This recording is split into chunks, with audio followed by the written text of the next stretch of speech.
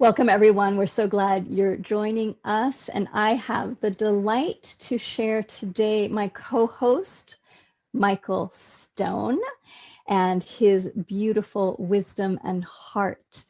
Michael Stone is a spiritual author, mentor, shamanic practitioner, radio host, producer, and integration facilitator who co-creates individual and group environments and experiences that support people in transcending the myth of separation and in experience deep and profound interconnection with others and with all of life.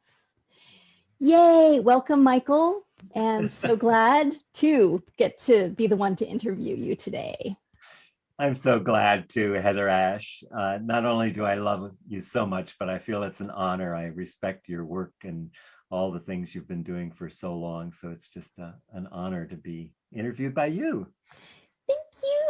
Yes, so exciting. We always have such great conversations. For those of you that are new to Michael, you will see how much his heart shines through both this conversation and all the interviews that he does with our summit participants. So today we're exploring this idea of original goodness. Tell us about that, Michael. How does this idea of original goodness connect with shamanic wisdom and with the way of the mystic that you're so deeply entwined with? Yeah.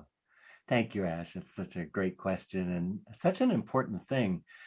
I think if we look back to the 4th century, we see St. Augustine in the Catholic Church doing some very interesting things. And that was when the doctrine of original sin actually originated. It had been going on before that, but there have been a lot of studies of the papal notes from those times, and it's quite amazing.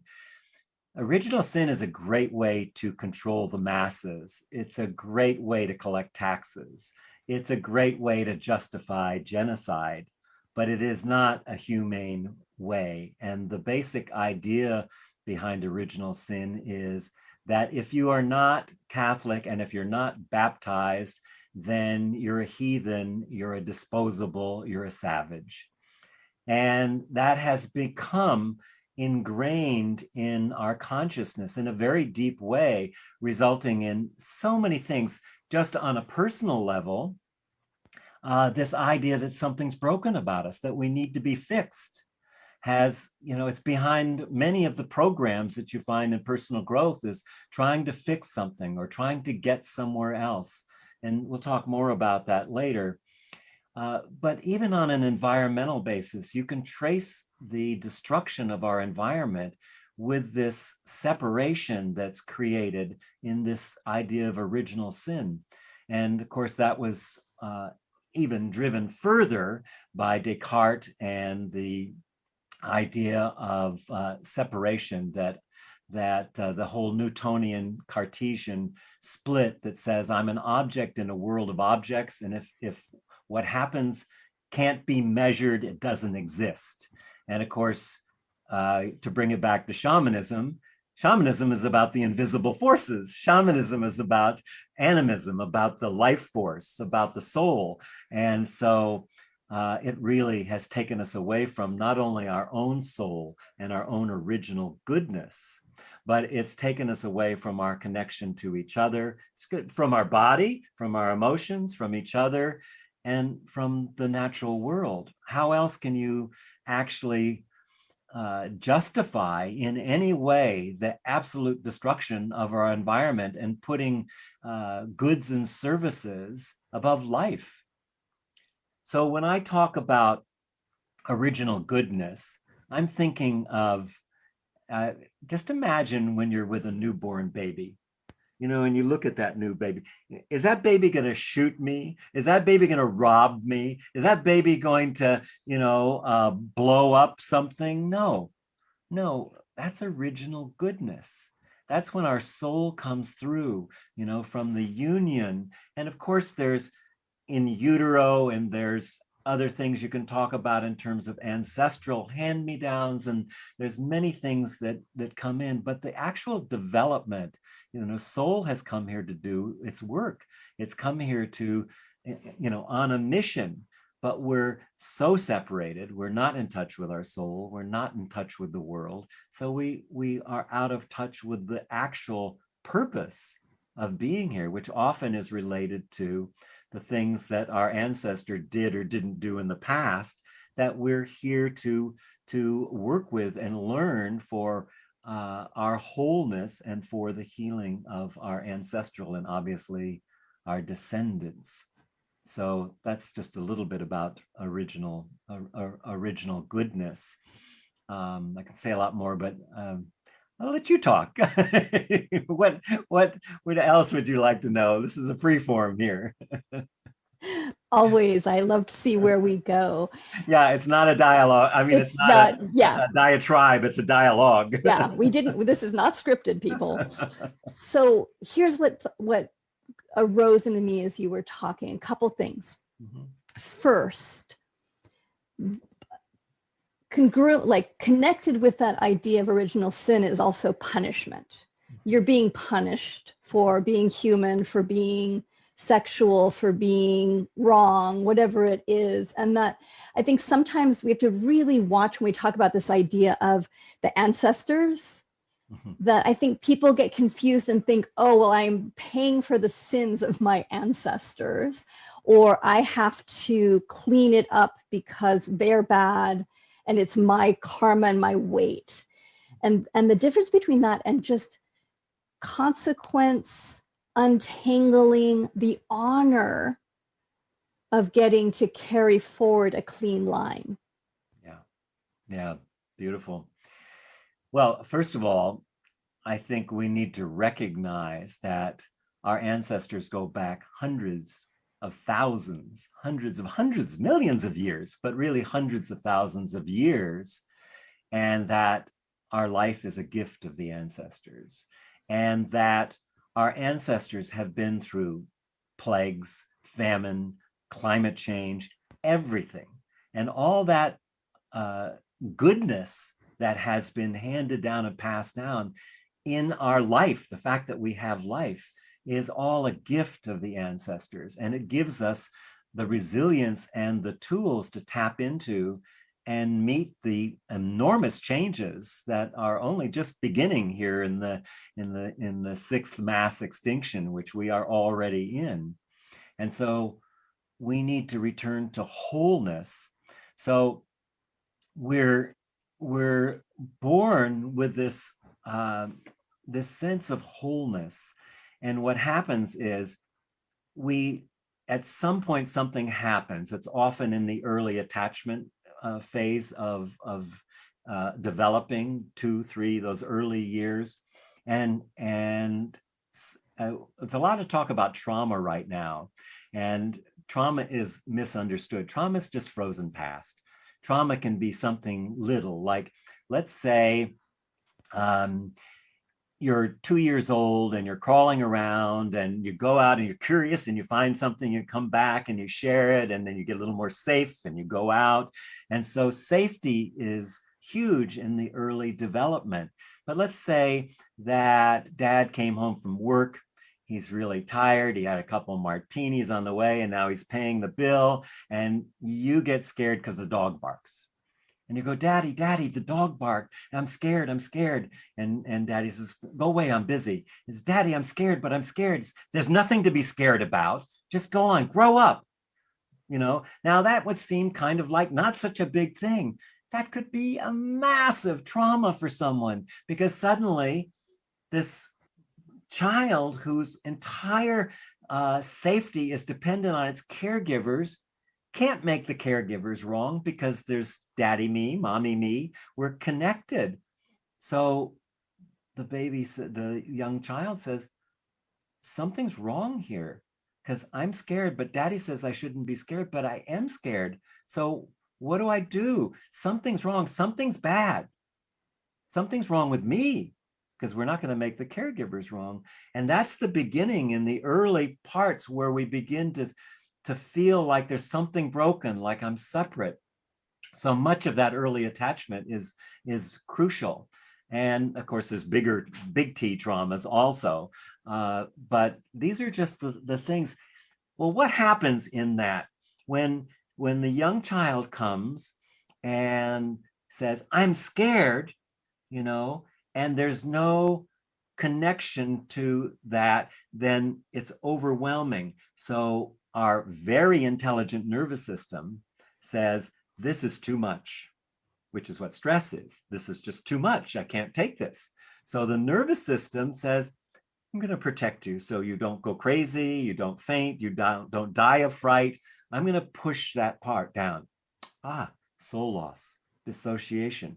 We're now storing these things in our body so that when it feels safe, they can come back. Unfortunately, we have enough of these incidents that by the time we're 5, nothing is safe. And so we're walking around with, I tell the story about the frozen chickens. It's like when you have a chicken you buy on Monday and you're going to have it for dinner on Saturday. You put it in the freezer. It takes a huge amount of energy to freeze it. And then it takes a lot of energy to keep it frozen. And then on Saturday, you bring it out and you thaw out the chickens. Well, the past is like those chickens. They're in our body. They're literally frozen parts of our body. They're numb parts of our body. But that's an intelligence. That's not a problem. What we need to do is create the space, because stress, and by the way, I'm giving away this free program on stress reduction. So I talk a lot more in that about this. But basically, stress is one of those words that doesn't say anything. It's a way of avoiding what's actually happening. Because stress, what we're really saying is something is too much. It's too much for my current capacity to hold. So it's an issue of capacity, and capacity is related to the frozen chickens, all these places where we have frozen energy in our body.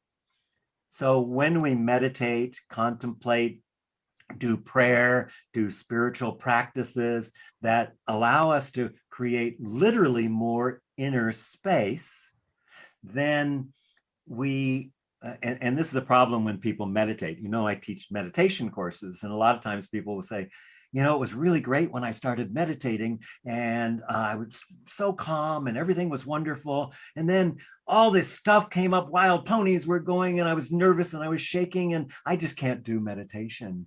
I'm not made for meditation. And then we stop. But why are those things coming up? They're coming up because we made space for them to come up. It was safe to come up in that moment, and so that we could look with and be with the physical, the emotional, and the mental stories, which is the narrative. It's the room we live in. So when we do these things, we make the room bigger. There's more space to be.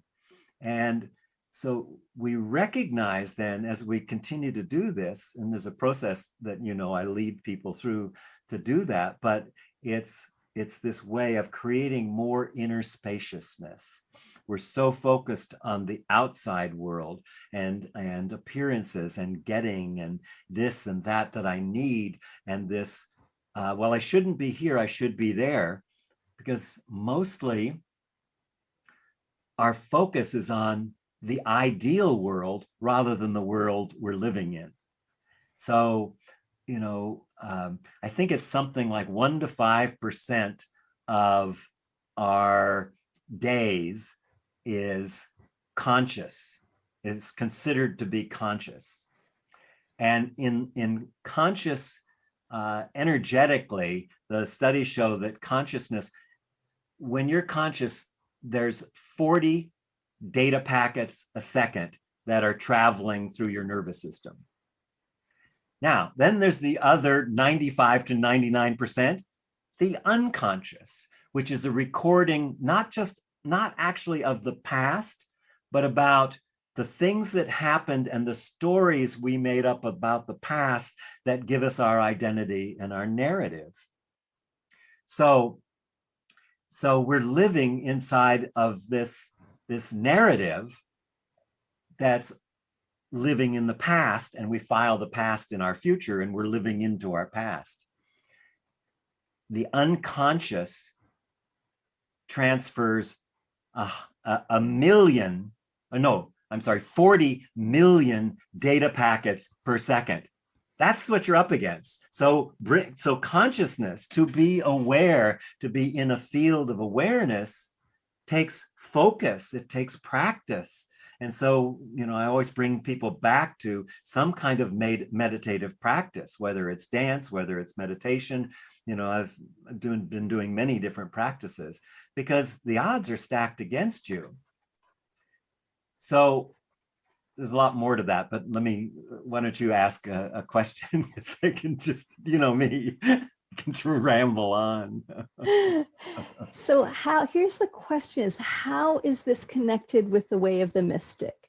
Because you've touched on it, but I think a lot of people, when they hear this word mystic, there's a sense of like, I'm connected to the cosmos. Like there's no separation. I'm part of the cosmos. I know that deeply.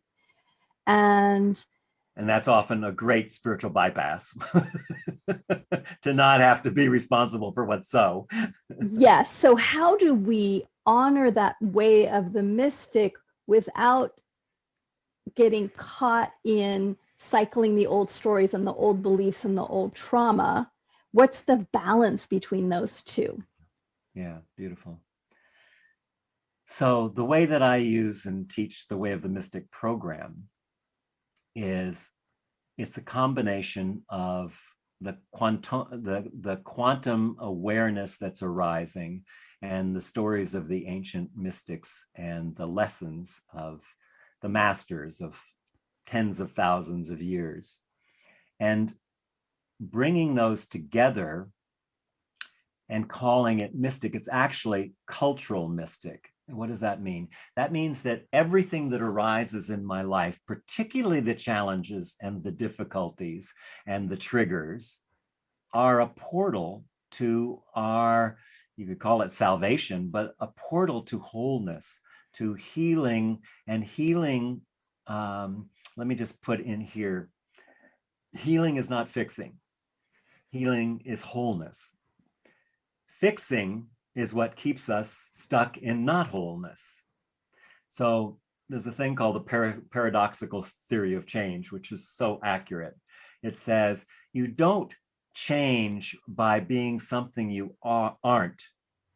Real change comes from being wholly what's present, what you are, and the ability to be with that. The awareness is the healing. And that allows us to digest and to integrate the frozen chickens, the part of us that got stuck in our nervous system. So the nervous system is just trying to protect us because life wants to live through us. Life is designed, look out your window, see the trees, see the flowers. Everything is programmed to live. It's not programmed to be bad and jailed and fixed. No, we are programmed to live, and there are barriers to that, which are these frozen parts, this dissociated parts, when we were overwhelmed and the intelligence of our nervous system stepped in and said, I'm going to protect you now. And when it's safe, you can come out again. Except that we get trapped in that until we begin to find ways to use our difficulties, use our hardships, use our challenges as access to expanding the size of our room, our narrative, our ability. So the capacity, again, we're coming back to our capacity, is dependent on our awareness. And if we're always trying to be something other than what we are, or to get to some place other than where we are, we never get to be with the things that really are looking to be loved. I mean, what isn't love is waiting to be loved. It's really that, much. So those stories we tell ourselves, and Heather Ash, you are so great at this, when you go, oh, that was such a stupid thing I do. And I've heard you many times say, sweetheart, be kind to yourself. You made a mistake, but we learn from our mistakes, and there, and like that. So our relationship to our interior is so important for that work. We can't do it by trying to get to somewhere we're not. We can only get it to where we can be with ourself as we are, not our ideal self. So even in meditation, people are, okay, I'm gonna breathe, I'm gonna get present, I'm gonna, and then I'll get to my ideal self. No, that's not your real self. But when you can be with things that as they are, then the grounds and conditions for real change happen. The digestion, the integration, the expansion, all of that happens out of presence. So in the way of the mystic, I have a pretty simple model, not simple to follow, but pretty simple model to understand. And that is, the first step is presencing, bringing ourselves, zooming in on what's actually what's happening in my body right now as I'm listening to this. What's happening in my body? Can I feel my feet on the floor? Can I feel movement? Can I feel pain? Can I feel numbness in my body? Can I feel the flow of energy running through my body?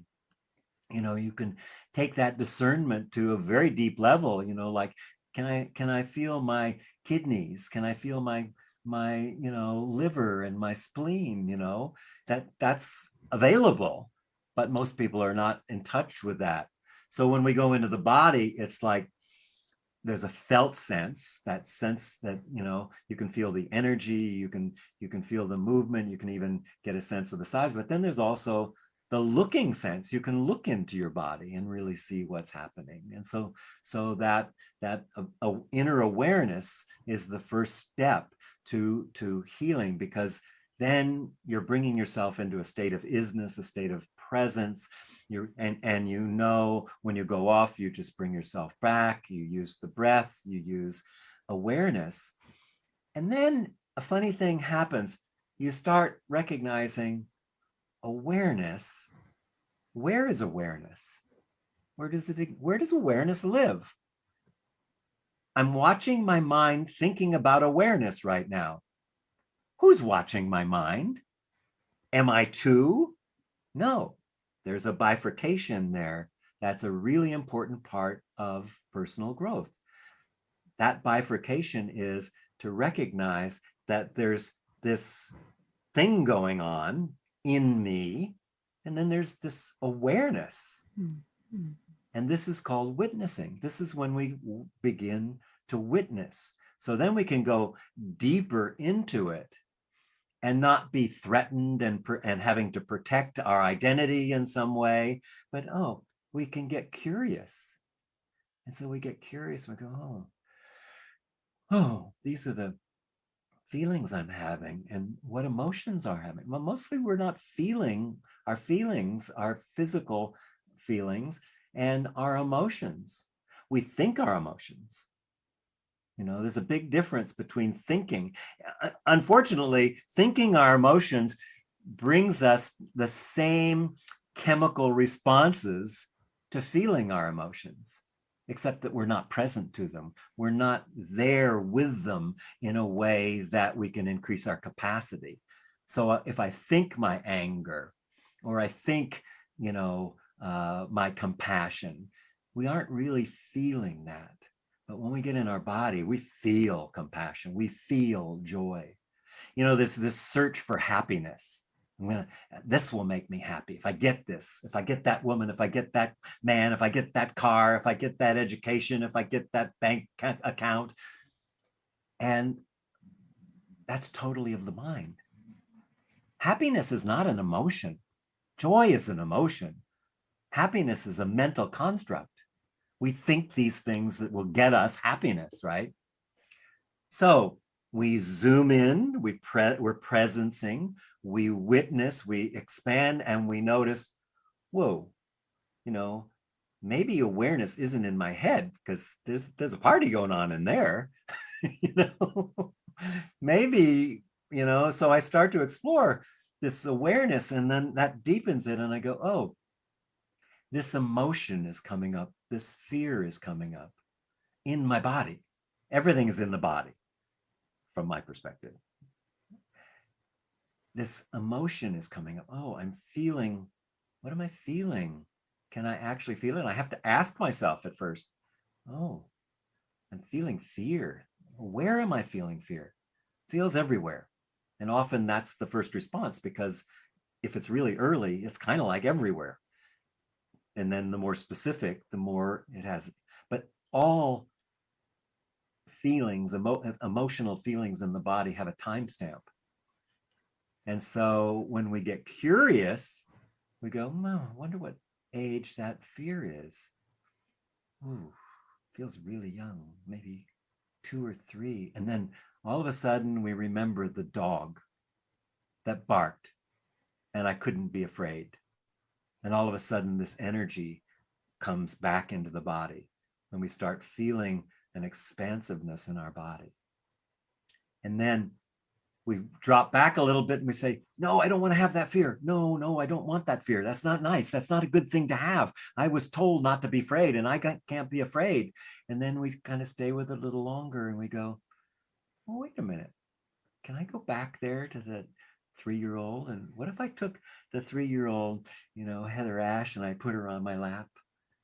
And I said to her, as I would say to her, sweetheart, you were really scared then, weren't you? Remember that time the dog barked and your dad said there was nothing to be afraid of, but you were really afraid. And it's okay to be afraid. I'm now 39 years old, and and I've been afraid many times. So, sweetheart, it's fine. It's okay to be. And all of a sudden, what happens is you have a sense of spaciousness, because you've integrated, you've digested the experience with the dog, and it's now part of me. I feel stronger, more energetic, more alive, but mostly more present and more able to do whatever needs to be done in the moment, rather than trying to get to the next moment and the next moment when actually we're here. So that place of presencing is using our lives to help us wake up, using our lives to help us show up, and getting to see where the places there's resistance, where there's fear, where there's old, energetic, frozen chickens. I think about them as energetic ties, right. Energetic knots, same thing. And that what I'm hearing you saying is that as we learn how to show up, that these things arise and that are cleared, and that then allows the vessel of our being to have the spaciousness to allow more of the connection, love, joy that is our nature. Yeah, well, way more than that. I mean, ultimately, it opens up the channel for the light of your soul to flow through, and that you become congruent and in coherence with your soul's purpose, which is not a destination. It's a place in the moment and now. But also, it allows us to relate and to be able to learn from difficult relationships, difficult family members. It allows us to be able to widen the gap between the stimulus when we get triggered and the response when we would normally react, but we have a bigger space in there. I mean, space is not nothing. Space is fecund. Space is like everything, or everything, nothing. It's where, when we have space, our soul's light can run through us and fill us with that spiritual light and heal and digest those places. And it's like a GPS, it trues us up. And the more we allow ourselves to take the time, but again, this is a practice. This didn't, I'm 76 years old. I'm still working on it. I still have all these things coming up.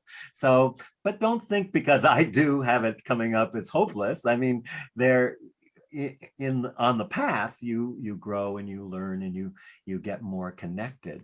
And then you realize at a point when you start that turning that happens there, that deeper connection.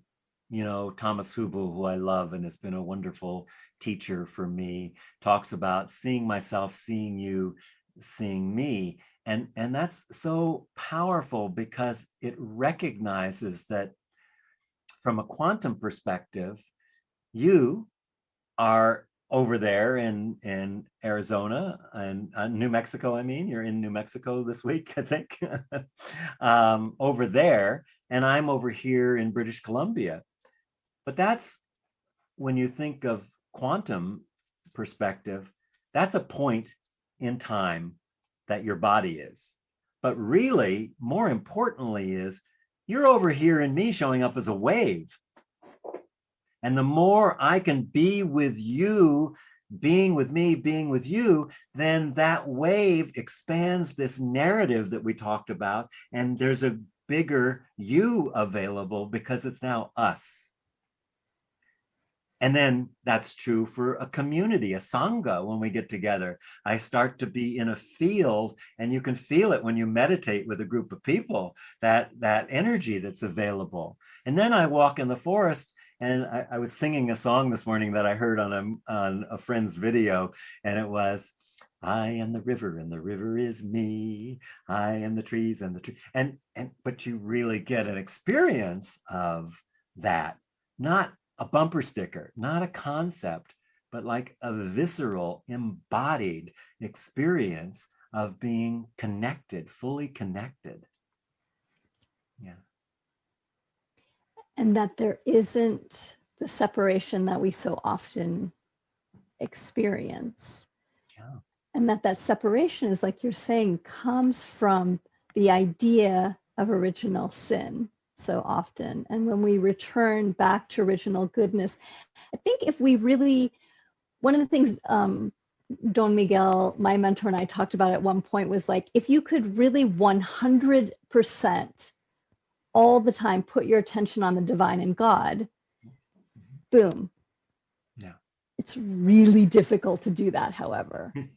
And so even if you can do it for a moment or two, you know, because that's an eternity. It'll change You're everything. in eternity, so you know. Yeah, I mean, all suffering, I believe, and you know, you could look at people who have real suffering, not enough to eat, starvation, war, all kinds of things. But if you trace it back, it all began in separation. The lie of separation is what's killing us. And right now, it's rampant. And the greatest thing we could do is to slow down, back away, and work whatever we want to work on out there, to work on in here. Whatever, I always tell people in my classes, if you have good advice for someone, you should take it. Because that's our growth. That allows us to grow, you know. And so, yeah, to see how much, first of all, we're not fully in our bodies. For the most part, they're on autopilot. And even more so, people have a hard time discerning their information, their emotions, you know, that is information, but the emotions, you know, to really discern that and feel, what am I feeling right now? What am I feeling in this talk? You know, you know, is it love? Is it joy? Is it compassion? Is it anger? Is it fear? Is it grief? Is it shame? Is it guilt? You know, those are the real emotions that we need to feel and experience, and then embrace and love them. You know, Thich Nhat Hanh used to say, can I love my little anger? You know, and he would hold his hands up like this, can I hold my little, he's so cute. But that's it. That's really it. Can I love it all as it arising? And when I can't love it at all, can I love not loving it? Yeah. I love that. Can I love not loving it? And that there's this larger embrace. So I agree that separation has caused so much suffering. And what I've seen in myself and in people that I've worked with is that when I come back into a sense of connection, that there isn't this sense of like, oh, that starving person over there is separate. If they just connected to their, like, there's this understanding. I'm not sure if I can put it into language completely, but there's this understanding of the interconnectedness of everything. And that somebody that is not getting enough food and is suffering in that way, I think so often we're like, oh, well, they're doing it wrong. Mm-hmm. And instead there's this deepness of like, there's so many experiences that are happening on the planet right now. And how can we hold all of them and then really deeply listen to where's my place to not fix, Yeah. but to hold. Yeah. Yeah. Suffering is an enormous subject right now, obviously. And I think those people who are more and more awake, I certainly know that about Thich Nhat Hanh, that he holds all that suffering and he does it so beautifully. But a lot of people do damage and disrespect by saying, I can't be joyful because there's so much suffering in the world. And that is a big mistake. That's really a big mistake. Um, you know, when you do that, you deprive the natural, your souls, it's got a whole deck. It's got joy and compassion and grief and love and all of these things. And so um, we work ourselves into this suffering, which is of the mind, because it's a story we made up. And that's the thing that we have to really interject in, is my narrative. You know, we say that what I perceive is reality, but actually reality is our perception. And our perception is shaped by our narrative. And if we want to change reality, we have to expand our view of who we are in relationship to the world, our narrative, our story. We have to have a bigger story. And we do that by going inward, by, I mean, it almost sounds trite to say to find that still place, but very few people, even the people who are meditating with me, are having really hard time finding stillness, to sit even for 10 or 20 minutes a day and be in a state of just being there and allowing whatever arises, but not grasping, not trying to be in the ideal breath, in the ideal place, in the ideal meditation. The ideal meditation doesn't exist. The funky, messy, wild stallion chasing you, those are the juicy meditations. Can you just, it's like the Buddha putting his head in the mouth of in the mouth of Mara, of that. Can you just be okay? And that, and that's there. Wow. And that's there. And then to be able to, as a witness, trace back to the mother of those things. There's a something, I can't remember the line from the Tao, but it's if you go to the children and trace back to the mother, you'll find the origin of your suffering. That's a really terrible but anyway, it is that if we can go back and like I said, all of those stuck places, they have a time signature, and that is, we keep living ourselves into the same thing. We keep having the same issues over and over again without actually going in and saying, what's the origin of this? And again, the only reason to do that isn't to fix anything. It's so that we can create enough space around it to, rather than a child's perspective, we can take an adult perspective and say, yeah, I can see why my father beat me or that happened. And, I don't justify it. I don't justify the behavior, the abuse that I went through, but I can understand, because I know his father, my grandfather, and my great grandfather, that was what was. And when we go back to the ancestral thing, that's where the healing is to recognize how that comes here. And now it's on your plate, and it says, are you going to deal with me, or are you going to pass it on to your children? Yeah. That's really profound. And I think that's really true right now. individually and collectively. Mhm. Because we're in this time of reckoning right now. And part of the reckoning is around trauma, history, ancestry, both as individuals and as, especially right now in the United States, as a collective, as we're navigating how much harm has been done. And instead of saying, oh, well, it's in the past, we're just need to move forward, that there's this like, can we hold all of it without denying it, without spiritually bypassing, without overriding? And I think from that place of acceptance, like you're talking about, we then connect to our wisdom and to our open heartedness and our presence of how do we go forward together? How do I go forward together with my ancestors? How do I go forward with my community for healing, to face the conflicts instead of there shouldn't be conflict? Yeah. There's conflict, there's hurt, there's fear. And that we do that with ourselves, and that automatically starts to happen in our Yeah. lives as well. Absolutely. I was working with someone recently, just reminded me, I was working with someone whose great grandfather or great, I think it was great grandfather, was a slave owner and even had written a book about, being a slave owner.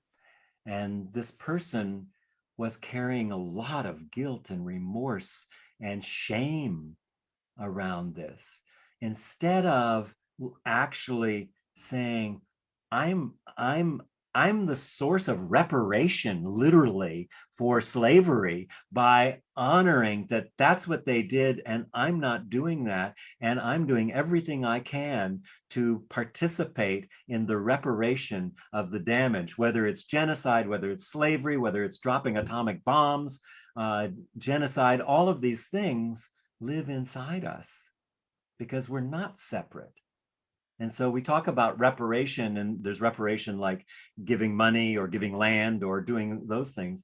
But I think the more important reparation, maybe not for the person that's suffering, but for our own suffering, is honoring that we have already changed the course, that we're not going to be mercenaries, that we're not going to drop bombs on people, that we're not going to go to war, um, and that we're not going to speak and listen to people as less than we are in any way, because that's just lessening ourselves, since there's no separation ultimately. Yeah. Yeah, beautiful. Hmm. So tell us a little bit more about the program that you're sharing. I know that you're gifting.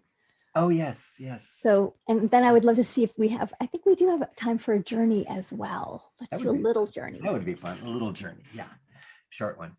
Oh, okay. So I wanted to give something to people that I felt had meaning. And one of the biggest issues I work with people is stress and overwhelm and anxiety about the future. And so I've got a program that I've recorded, and I'm still editing. So it's going to be a program that's over the next uh, 5 months. That each of the 5 months you'll get a segment. It's an hour to an hour and a half long, on transforming anxiety, stress, and overwhelm from an embodied perspective. And to get that, I think you go to what is it exactly that where do you go to get To that on your page my to page, programs. Yes. on the program, on the The summit program. program? Okay. And then you can just download that, and every month, on the beginning of the month, you'll get another episode of that program. So yeah, I'd love to do that. And let's see, how much time do we have? It's we've got time. We've We've got got time. time. We Yeah. started a little late. Okay. So let's see, what should I do? I hadn't really thought this out. Um, I think What journey? let's go through a little meditation, and I invite you to bring in a challenge or a difficulty or something that you're really struggling with. and we'll go through the 3 stages, and then yeah. So get yourself comfortable, sit with a straight back or lie down, or looks like Ash is lying down. So just get it together. And if you're sitting, just get a sense of feeling your feet on the floor. I'm not gonna beat a drum or play music or anything. It's just we're gonna listen to our own music here. So taking a few breaths and just feel the simplicity of just sitting here, feeling your weight, and getting a sense of, oh, I'm in a body. Yeah.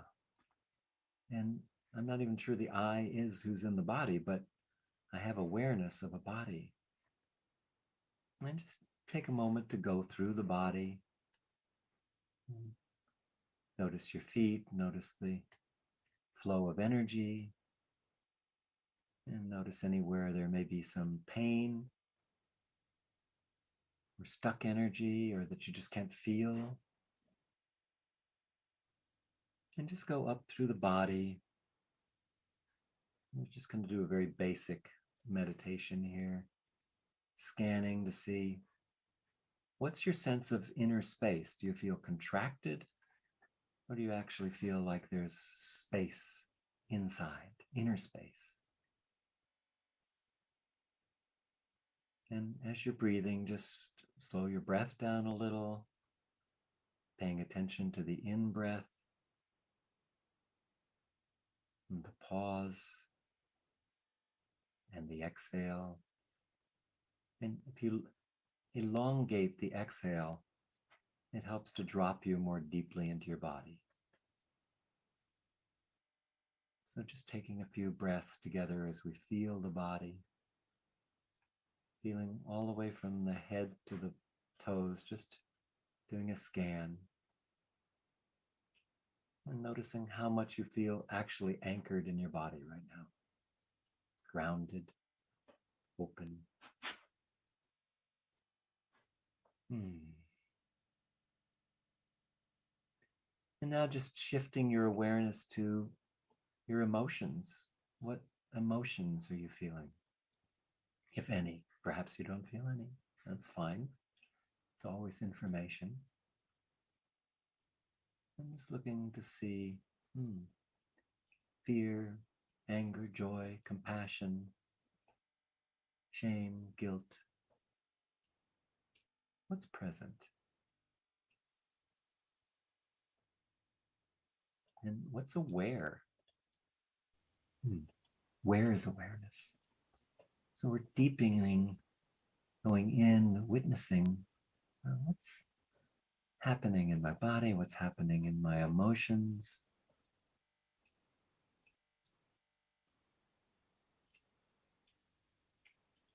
And then let that go and just notice, what's the state of my mind? Is it racing? Is it grasping? Or is it actually in my body? Is it grounded in my body?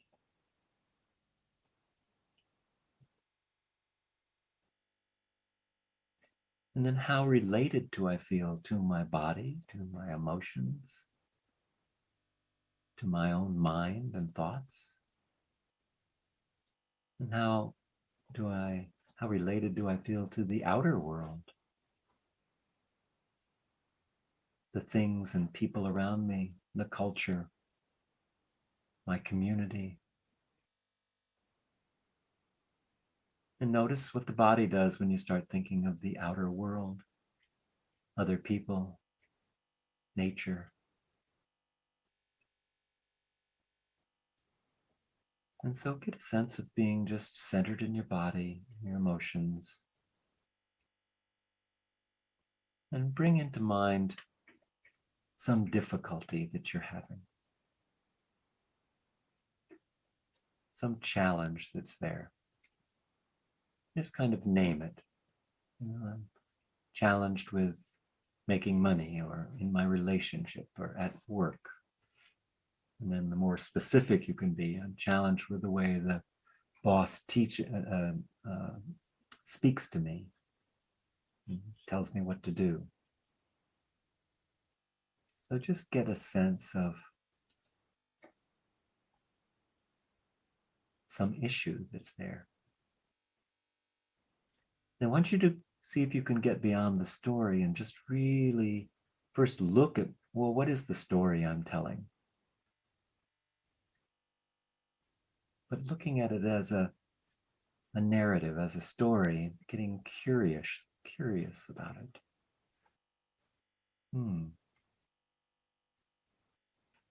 What's actually happening? Can you see yourself kind of in a, not you or the other person or the situation, but viewing it from a distance, from a separate place, and then zooming in your perception, your awareness.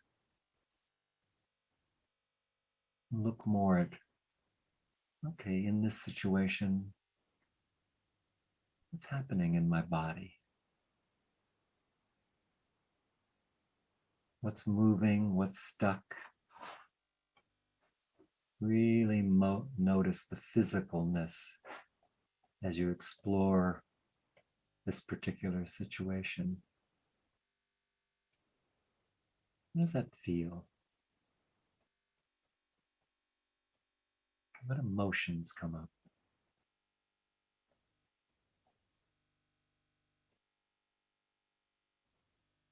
And notice you have a story about it.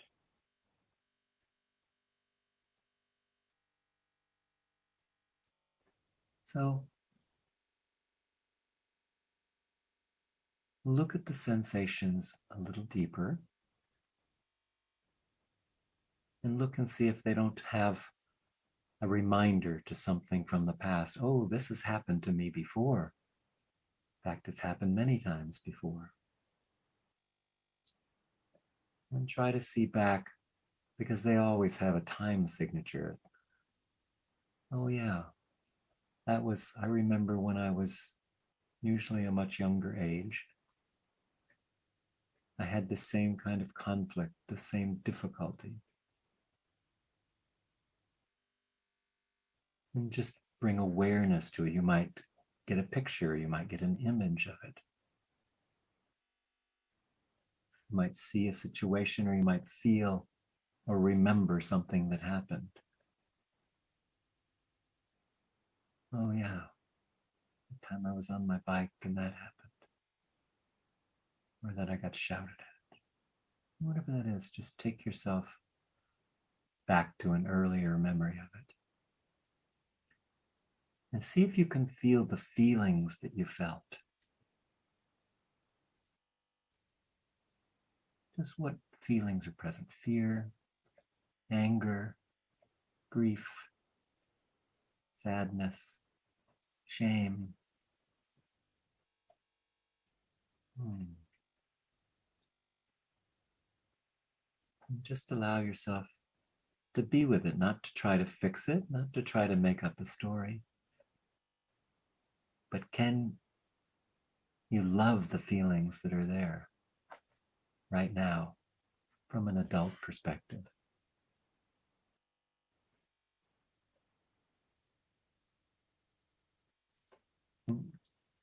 Imagine taking that younger person and putting him or her on your lap. And maybe it was a 2-year-old, a 5-year-old, a 7-year-old, if that's what comes up. And if you were talking to a 5-year-old or 3-year-old, what would you say? Would you put your arms around them and soothe them and nourish them? Would you hug them? Would you let them know that it's okay to feel that feeling?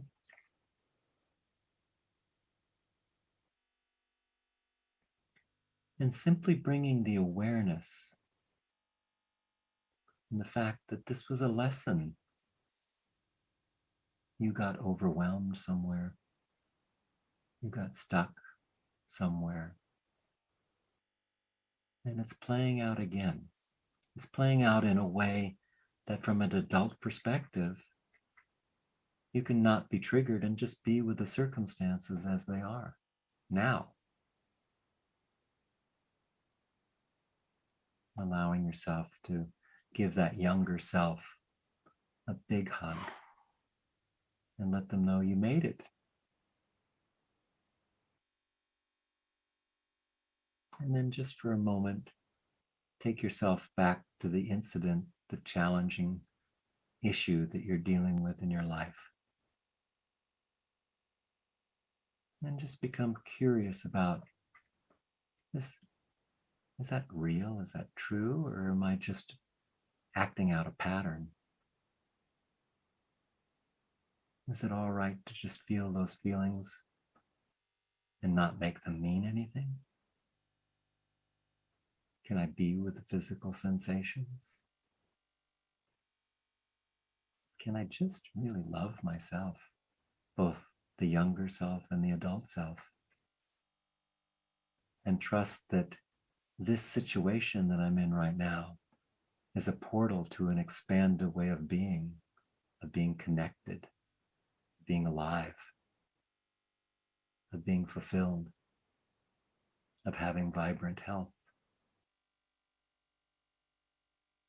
So if you take a moment to thank the younger person, if one came in, to thank yourself for doing this, and to thank the situation for the teaching, even if you haven't learned the teaching yet, it's there for you to discover wholeness, fulfillment, and expand your capacity to hold the world and all of life.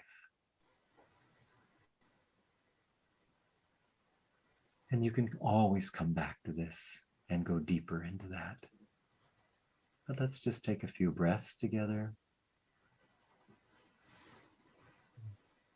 Let that go. And feel your fingers and your toes. And bring yourself back. Thank you. I thought you were laying down on the couch. I'm back.